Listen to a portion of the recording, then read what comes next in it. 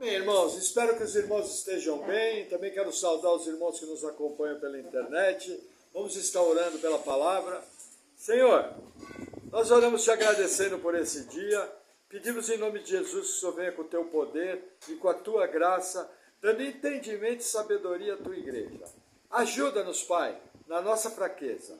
Em nome de Jesus, amém. Amém, irmãos. Chegamos ao capítulo 12 de Lucas. O que é importante nós lembrarmos? O Senhor está a caminho de Jerusalém. Não apenas isso, o Senhor está a caminho de cumprir aquilo que Ele veio fazer, que era a sua morte na cruz do Calvário, pelo resgate de sua igreja. Então toda a narrativa aqui, nós vamos ver o que? O quadro começa a se desenhar. Jesus, mal compreendido, toda hora é atacado e questionado pelos fariseus.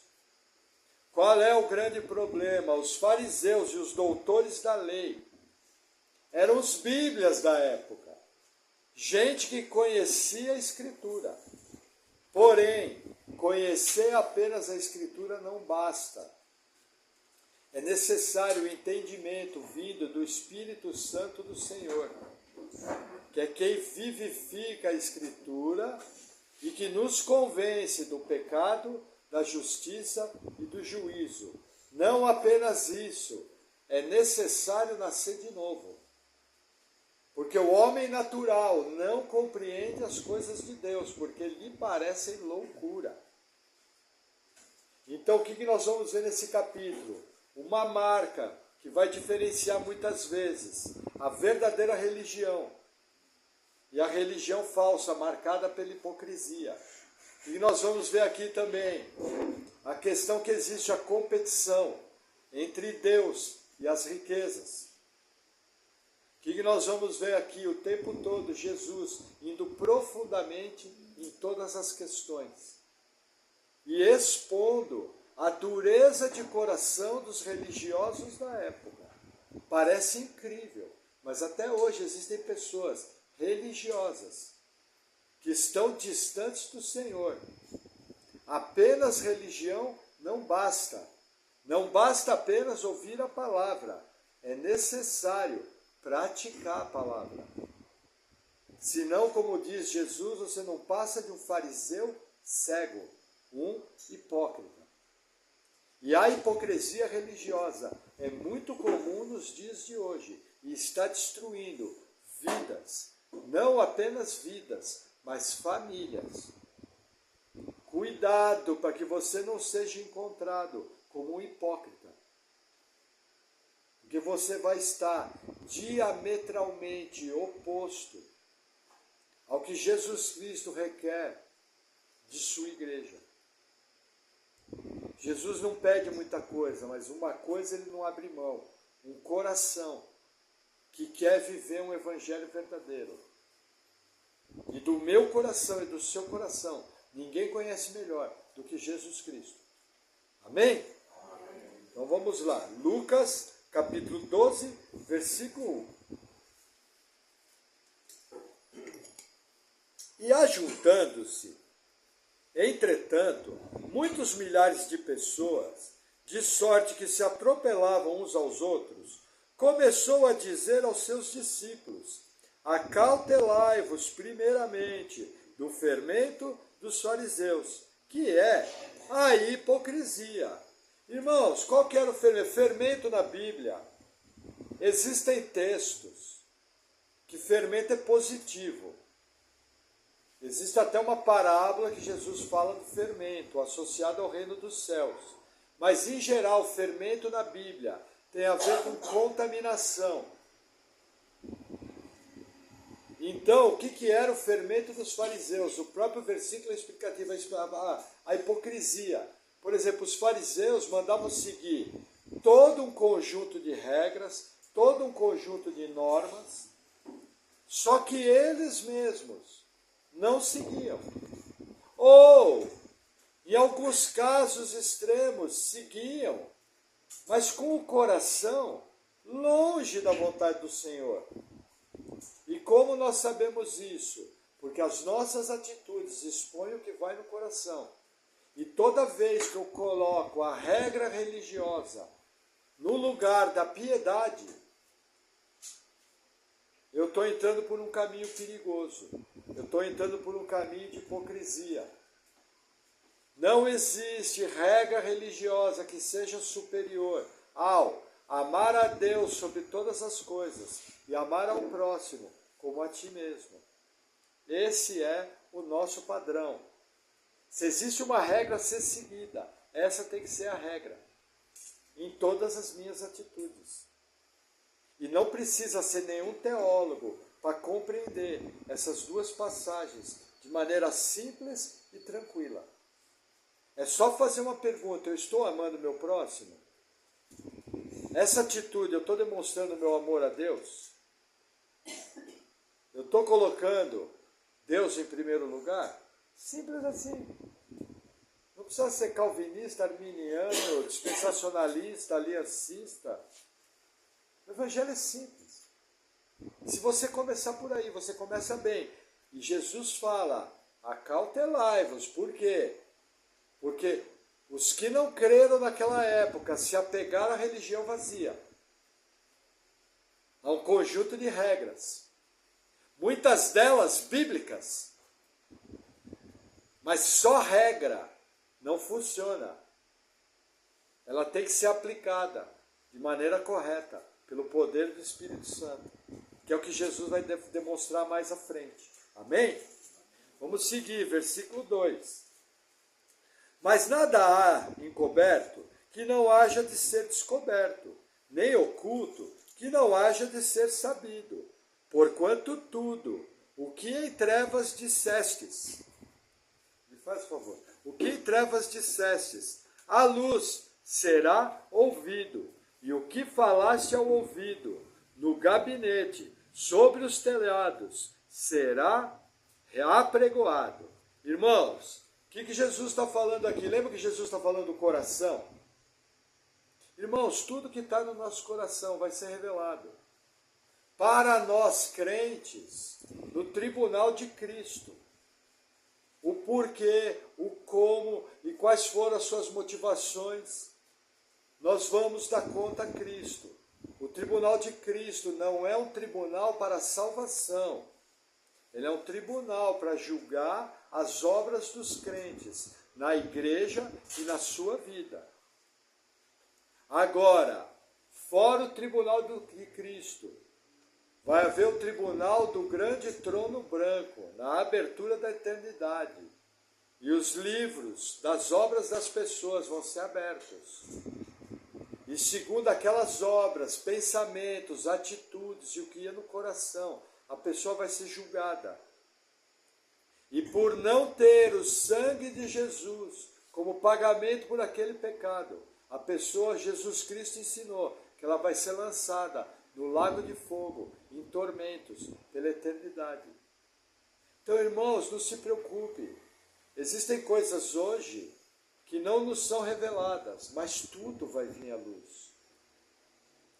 E algumas coisas já nessa vida, outras passagens ensinam isso.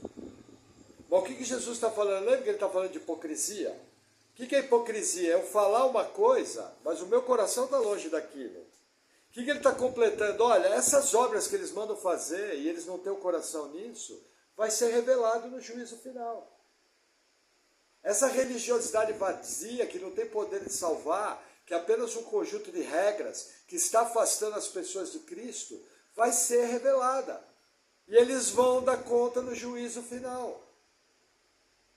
Porque eles estão fazendo as pessoas, conforme outros textos, 2 vezes réus no inferno. Religião vazia faz as pessoas réus no inferno. Amém? Vamos seguir. Versículo 4. E digo-vos, amigos meus, não temais os que matam o corpo, e depois não tem mais o que fazer. Mas eu vos mostrarei a quem deveis temer. Temei aquele que depois de matar tem poder para lançar no inferno. Sim, vos digo, a esse temei. O que Jesus está ensinando aqui? Não tenham temor da religião dos homens. Não tenham temor do poder terreno dos fariseus, do sinédrio e dos saduceus. O máximo que eles podem fazer é matar o corpo. Mas eu vou ensinar aquele que, além de ter poder de matar o corpo, ele tem poder de lançar você no inferno. Quem é esse? Deus Pai Todo-Poderoso.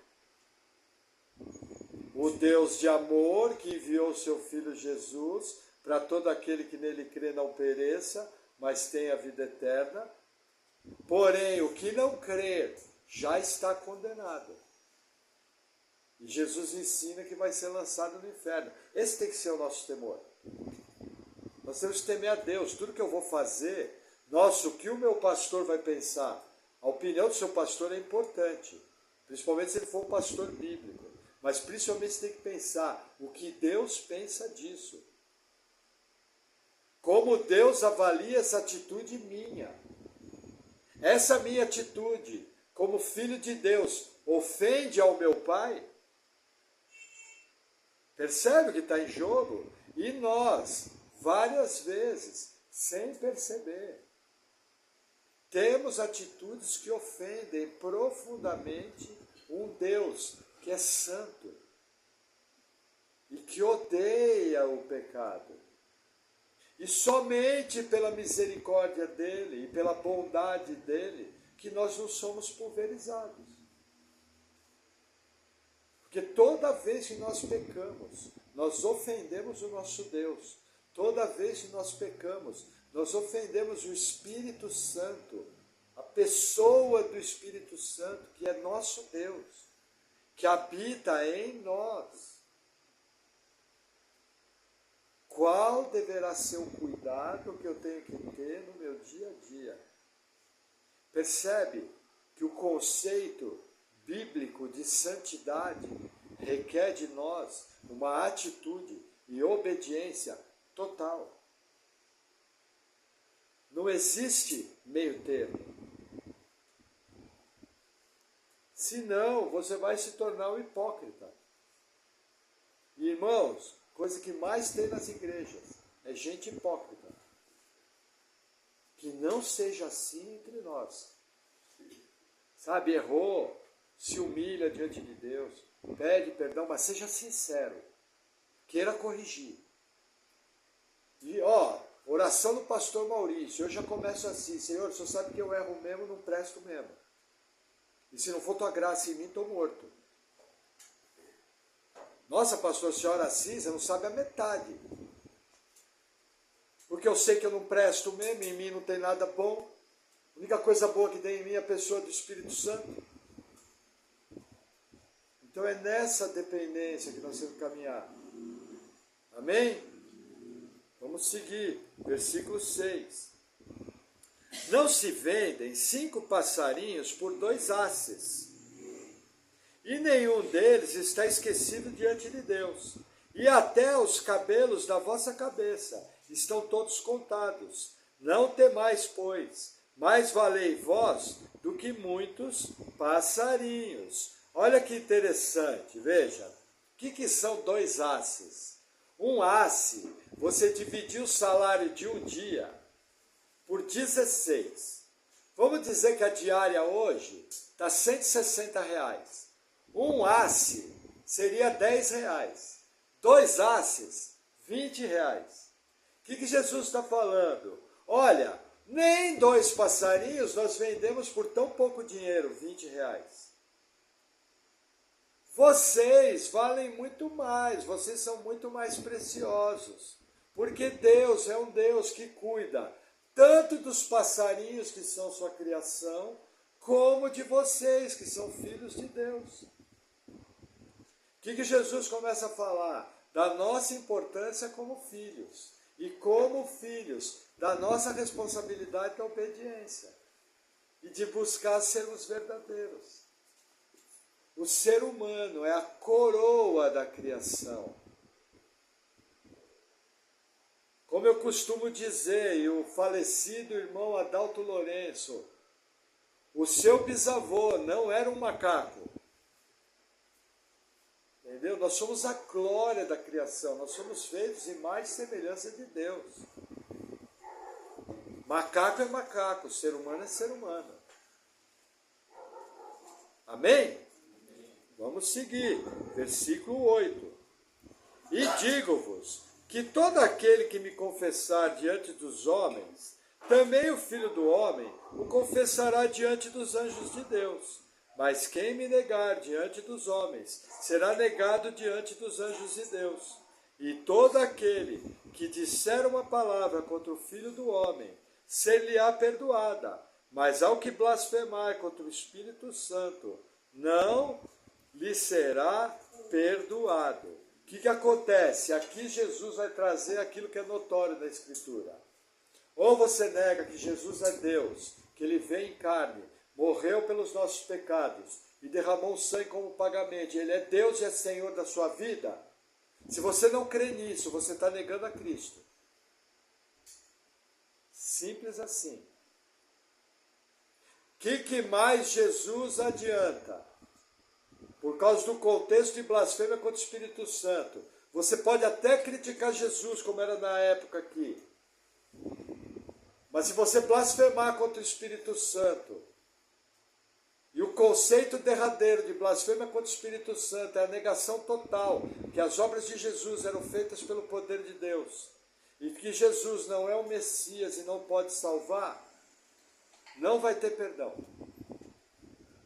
Entendeu? Lembra aquele pecado que a pessoa entra numa apostasia tal, sem volta? Irmãos, é incrível, mas existem pessoas que vão negar Jesus sua vida inteira. E no leito de morte, vão nascer de novo. Olha a frase. Vão nascer de novo. E vão crer. E vão ser salvos. Ah, o irmão está falando que se um assassino viver a vida toda, ele pode no último minuto crer em Jesus e ser salvo? Sim, não só isso. Deus, além de salvar o assassino, pode transformar o assassino no principal escritor da Bíblia, do Novo Testamento. O apóstolo Paulo era assassino de cristãos e foi comissionado por Deus para escrever mais da metade do Novo Testamento. 16 dos 27 livros foram escritos por um ex-assassino de crente, que entrava nas casas e de maneira violenta retirava as pessoas para que elas fossem mortas pela fé em Cristo.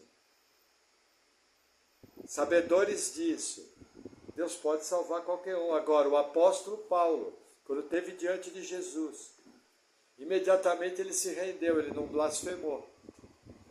Quando ele foi para Damasco, que ele entrou e tentou pregar, muitos ouviram e blasfemaram no nível que queriam matar Paulo. E ele teve que sair fugido de Damasco, descido por um cesto no muro da cidade. Percebe as duas situações? De um lado, alguém que negava Cristo, dizia que Cristo não era o Messias. Mas quando a obra de Cristo o atingiu, que foi a visão na estrada de Damasco, em vez de dizer que aquela obra era poder de Belzebu, ele viu que era Deus e se rendeu. As pessoas até hoje, quando desdenham o Evangelho, em outras palavras, elas estão dizendo que o Evangelho é uma mentira. Sendo uma mentira, o pai da mentira é o diabo.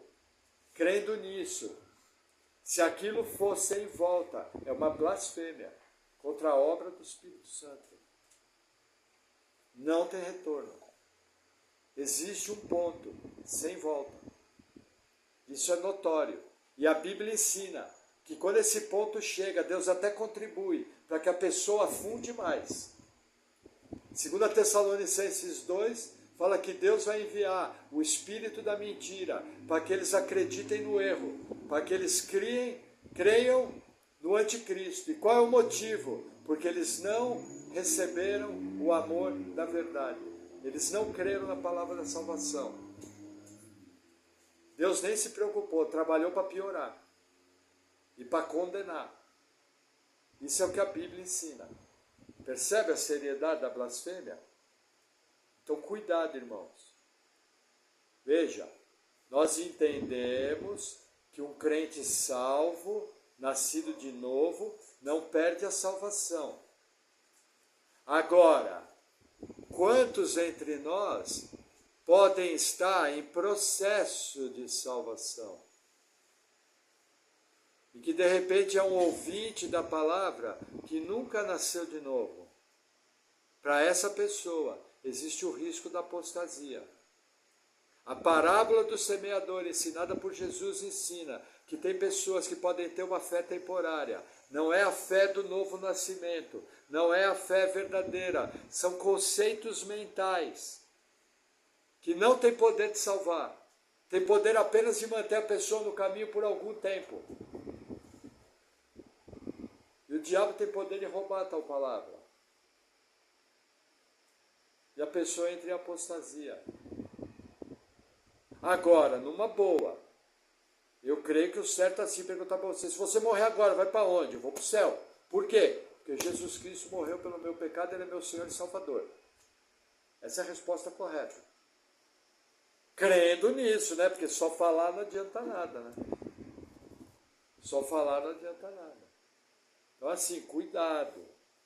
O fato de nós crermos na segurança da salvação não muda o sentido dos textos de que existe um risco de apostasia para pessoas da igreja. Dentro da igreja existem pessoas que não nasceram de novo. Se não nasceu de novo, vai cantar hino, vai carregar a Bíblia, vai morrer e vai para o inferno.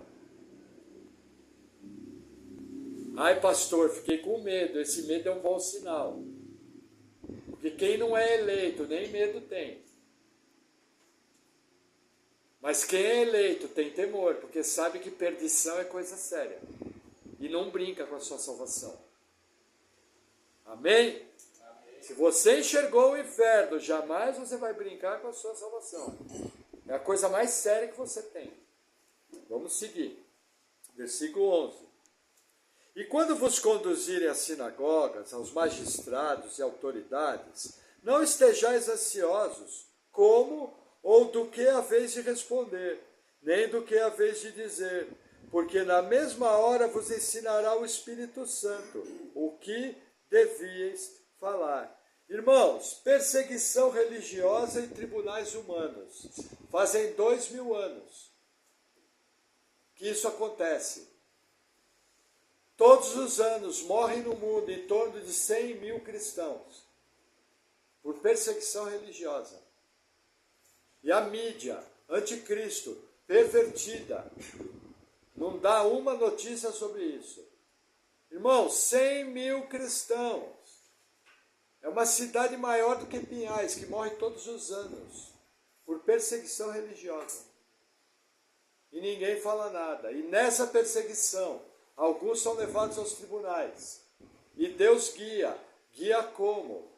O melhor exemplo que eu vejo bíblico de alguém guiado pelo Espírito Santo é Estevão.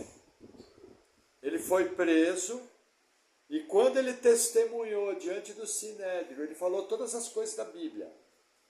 Só que assim que ele acabou de falar das coisas da Bíblia, deu nos dedos, falou: vocês não creram, vocês crucificaram o Filho de Deus, vocês sempre resistem a Deus Pai Todo-Poderoso. Vocês são maus, isso eu estou falando, não está no texto. Mas como que Deus nos guia para defender a nossa fé? Através de verdades bíblicas na nossa mente. Porque tem gente que fica esperando um anjo falar, né? Deus falando assim. Ele pode fazer? Pode, mas não é a regra. Deus vai trazer à sua memória passagens bíblicas para defender a sua fé. Essa é a regra normal de Deus. Agora, se eu não conheço 2 linhas da Bíblia, vai ficar difícil de ouvir a voz de Deus. Amém? Vamos seguir. Deixa eu tomar um gole de água. Por aqui senão voa. Versículo 13.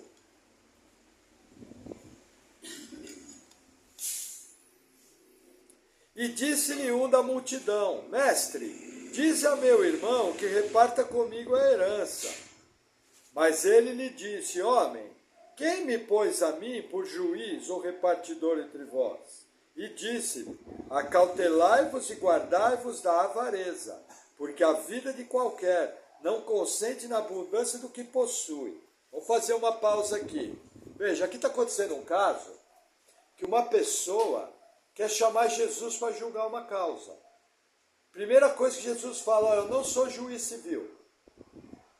A lei de Moisés previa questões religiosas e questões civis.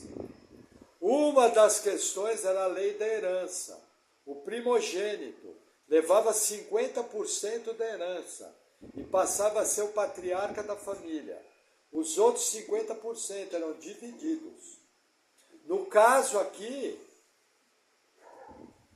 parece que um está pedindo para o outro repartir a herança. Aí Jesus dá uma resposta dura e fala, ó, eu não sou juiz disso. Tipo assim, isso aí que você está me perguntando já tem na lei de Moisés, resolva lá. Só que aí Jesus sempre vai um passo além. O que Jesus fala? Cuidado com a avareza. A avareza é idolatria ao dinheiro. Ninguém pode servir a Deus e ao dinheiro, no caso Mamon. Irmãos, cuidado. Os crentes não têm santos, a Bíblia proíbe idolatria. Mas tem muito crente que o ídolo dele é o dinheiro. Tem muita igreja cheia aí, porque está correndo atrás de dinheiro. O povo está correndo atrás de dinheiro. Transformaram Deus em banco e Jesus num supermercado. Cuidado, isso não é evangelho, isso é maldito. Isso é outro evangelho. Isso é anátema. Anátema é maldito. Deus abençoa? Abençoa, mas Ele não é obrigado a abençoar. Tendo que comer, tendo que vestir, isso dá graças. Tá bom? Essa é a promessa de prosperidade do Novo Testamento. Aí tem uma terceira promessa. Deus vai providenciar uma grana no seu bolso para você contribuir na obra. Porque é algo que agrada a Ele. Entendeu? Mas só porque Ele é bom, porque Ele está aceitando um miserável pecador como eu, pegar um negócio sujo que nem dinheiro, que é uma coisa que as pessoas matam. E Ele aceita isso ainda na obra dEle. Porque para o Criador do Universo, Ele não precisa de nada. Mas a sua bondade Ele aceita. Percebe como mudou o enfoque? Isso é evangelho. O resto é maldito.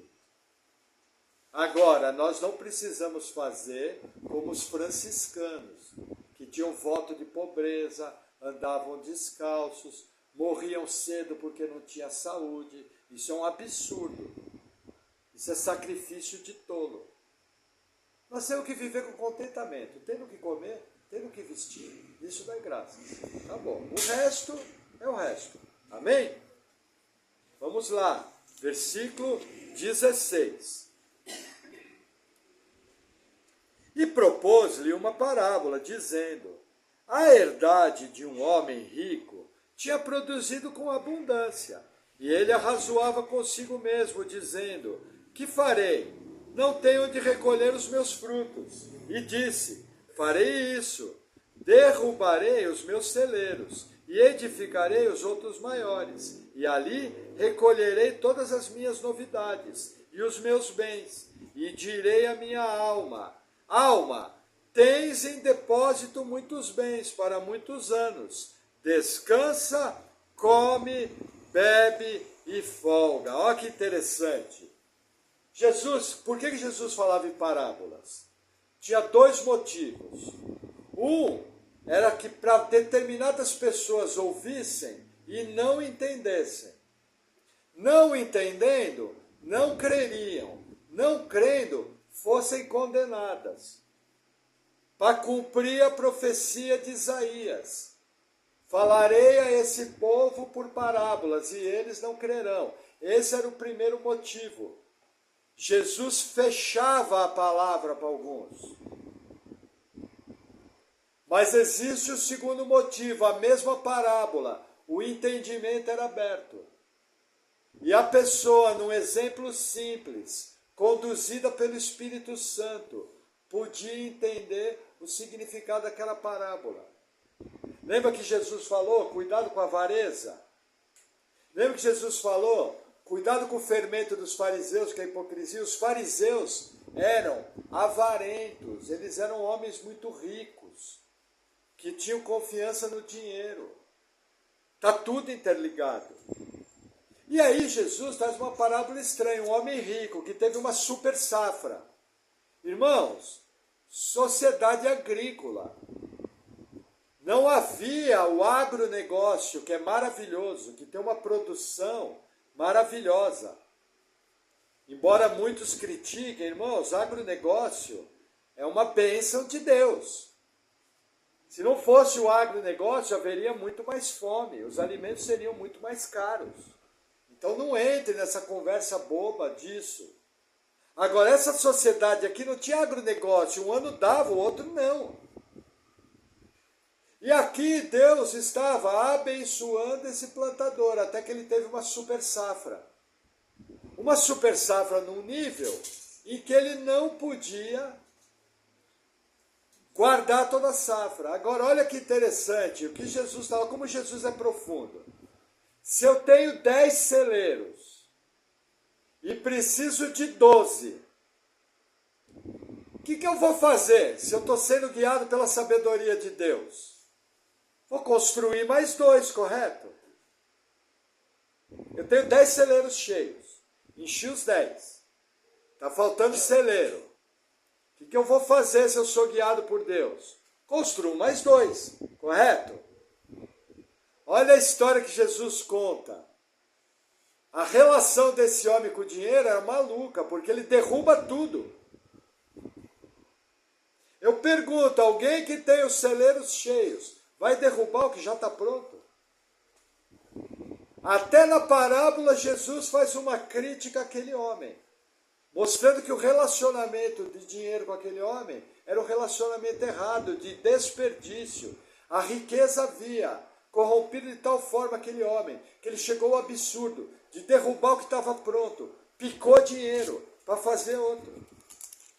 Muitos não percebem isso na parábola. Ninguém derruba celeiro cheio para construir outro novo, é loucura. Numa sociedade de recursos escassos, construir celeiro é caro.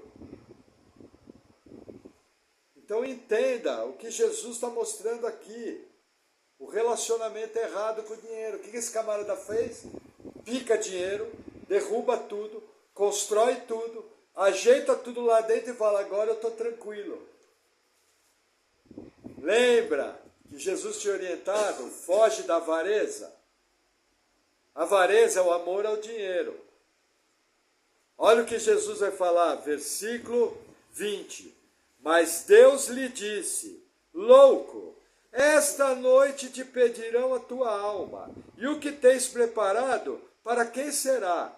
Assim é aquele que para si ajunta tesouros, e não é rico para com Deus. Irmãos, essa visão de conforto, de busca da riqueza do mundo, sabe onde vai parar? Na sepultura. Todos vamos morrer, e caixão não tem gaveta. Você pode juntar dinheiro, você pode ganhar grana, mas o dia que a sua alma for pedida por Deus, você vai estar cara a cara com o Criador. E Hebreus 9:27 ensina o seguinte, ao homem está ordenado morrer apenas uma vez, não tem reencarnação. Ponto, não, vírgula, vindo após isso o juízo, assim que desligou aqui, a pessoa está cara a cara com Deus. Se ela morreu em Cristo, ela vai para um lugar chamado paraíso. Se ela morreu sem Cristo, ela vai para um lugar chamado inferno. Sem volta. Não tem purgatório, não tem segunda chance, não tem salvação após a morte. E aí, onde é que está o dinheiro? Irmãos, o amor ao dinheiro é a raiz de todos os males. Se Deus te abençoar com dinheiro, amém, glória a Deus. Mas entenda, aquele dinheiro, além do conforto, tem limite. Se Deus te abençoar com dinheiro, para pensar, se não é para usar aquele dinheiro no sustento da obra. Tem crente que fica muito rico e usa o dinheiro para si mesmo, vai responder para Deus. Uma coisa que eu acho muito legal, a sociedade bíblica que eu trabalho, a Sociedade Bíblica Trinitariana do Brasil, é a sociedade bíblica mais antiga do mundo. Eles foram fundados em 1831, vai fazer 200 anos que eles imprimem Bíblias e distribuem Bíblia. Existem anos em que financeiramente a coisa não vai bem e falta dinheiro. Existem famílias na Inglaterra, Estados Unidos, Austrália, Nova Zelândia, que liberalmente fazem ofertas de dinheiro para que a Bíblia nunca pare de ser impressa e nunca pare de chegar nas mãos das pessoas. Sabe quando você vai no hospital e pega aqueles Novo Testamento azulzinho, que é Salmos e Provérbios, escritos gideões? Aquilo é distribuído de graça. No mínimo, cada um daqueles custa entre 10 e 20 reais. Os lotes são de 10 mil unidades. 10 mil vezes 20 reais, 200 mil reais em um lote. Alguém paga. Isso é investir no reino. Então, cuidado. Existe o registro de igrejas, cada um dará contas a Deus, não posso julgar o coração de ninguém, e faço isso com o maior temor e respeito a todos, mas existem igrejas que viraram verdadeiras máquinas econômicas.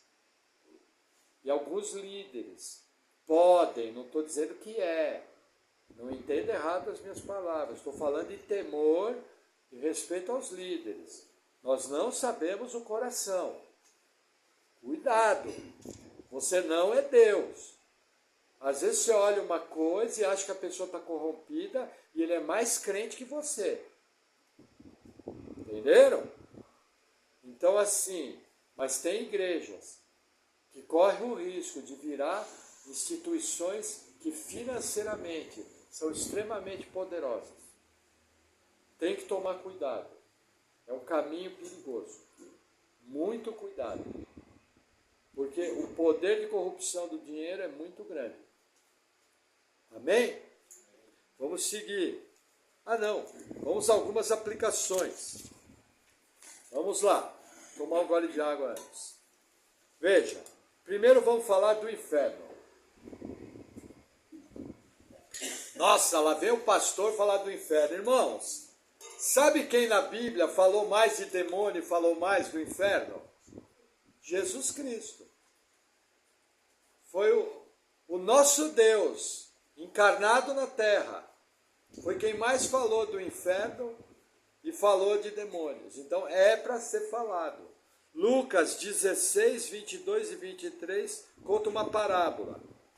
Parábola do rico e do Lázaro. E diz: e aconteceu que o mendigo morreu e foi levado pelos anjos para o seio de Abraão. E morreu também o rico e foi sepultado.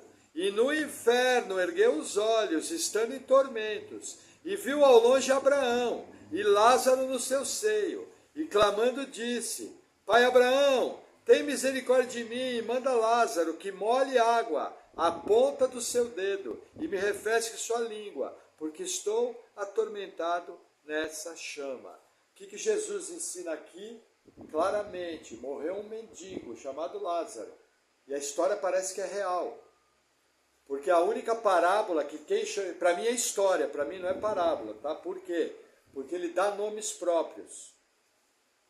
Nas parábolas, Jesus não dá nomes próprios. E ao dar o nome de Lázaro, subentende-se que todo mundo conhecia quem era o mendigo Lázaro. E ele vivia na porta do rico e se alimentava das migalhas, dos restos de alimento que o rico jogava. Morreram os dois no mesmo dia. O que Jesus ensinou? Assim que morreu, os dois conscientemente. Não existe doutrina do sono da alma.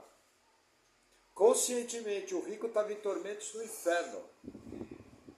E Lázaro estava no seio de Abraão, que é o chamado paraíso, se alegrando no Senhor. O inferno é uma realidade. Você não tem poder de salvar, mas está ao seu alcance orar pela salvação dos seus familiares e dos seus amigos. Entenda, se eles morrerem sem Cristo, eles vão para o inferno, mesmo não acreditando nisso. O que eles acreditam não importa. Jesus Cristo é Deus, Ele não mente. Se Ele falou que morreu sem Cristo vai para o inferno, nós temos que crer que morreu sem Cristo vai para o inferno. Ah, mas Ele era bom, não importa, não tinha cobertura do sangue de Jesus.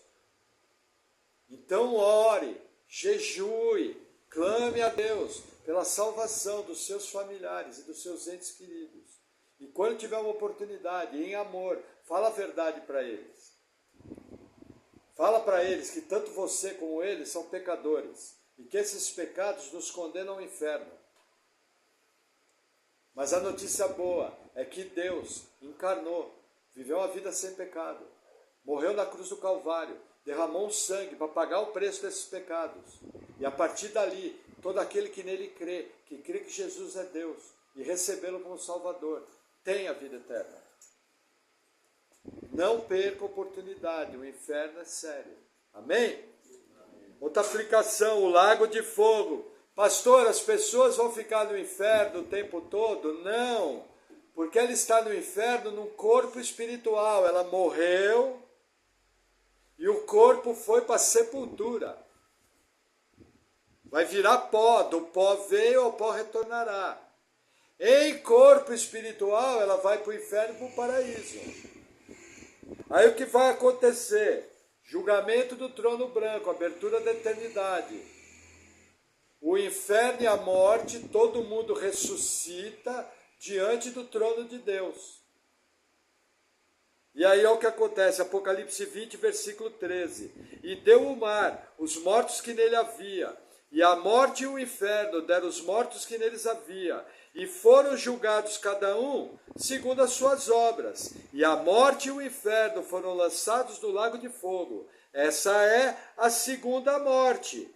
E aquele que não foi achado escrito no livro da vida foi lançado no lago de fogo. Lembra que Jesus falou? Temei aquele que não apenas destrói o corpo, mas pode lançar tanto o corpo como a alma eternamente no inferno.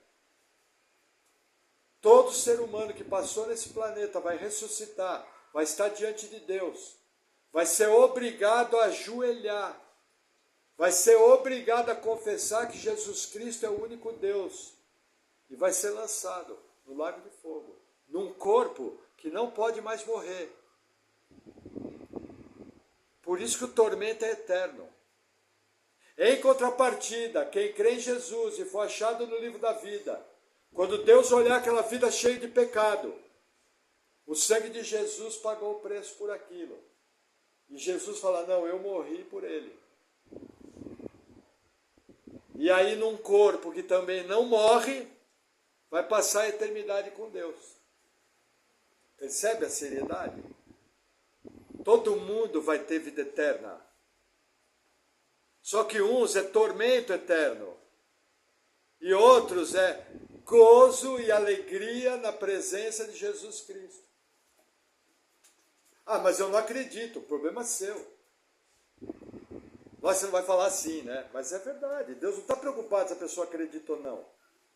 É o que vai acontecer, é um fato. Jesus não pode mentir. Aí a pessoa fala, não, mas eu não acredito em Jesus. Já é o espírito do anticristo. Porque aquele que não confessa que Jesus Cristo é Deus e vem em carne, é o espírito do anticristo. Entenderam a seriedade? Por isso tem que orar e jejuar. Que mais? Morte espiritual das riquezas. Tiago, dá tempo. Tiago 2, versículos 5 e 7. Perceba a leitura. Ouvi, meus amados irmãos, porventura não escolheu Deus aos pobres desse mundo para serem ricos na fé e herdeiros do reino que prometeu aos que o amam? Mas vós desonrastes o pobre.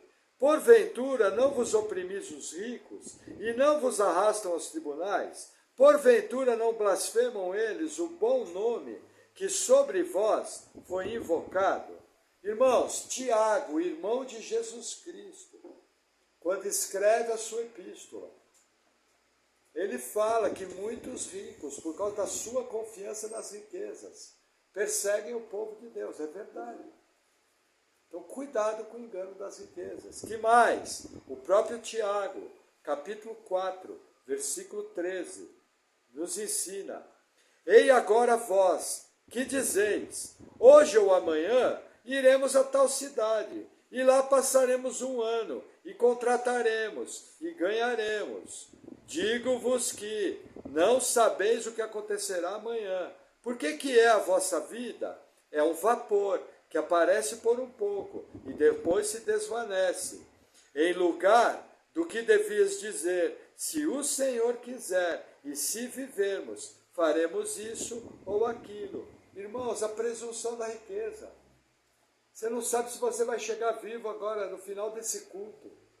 Pode estar um coágulo viajando agora e vai parar num lugar essencial do seu cérebro. E daqui a 2 minutos você vai cair duro. E vai morrer instantaneamente na hora. Quem garante que esse coágulo não está a caminho? Se isso que eu estou falando é verdade, instantaneamente você vai estar diante de Jesus. E como é que vai ser? Percebe a seriedade? Agora, quando nós temos dinheiro, você vem com um monte de plano. Não, eu vou fazer isso, vou fazer aquilo. Irmãos, não é errado ter plano. Ter plano é bom. Os sonhos dão cor à vida. Os sonhos mexem com a nossa motivação. O problema é entender, olha, se Deus quiser. Tenha sonhos, mas dependa de Deus. Amém? Amém.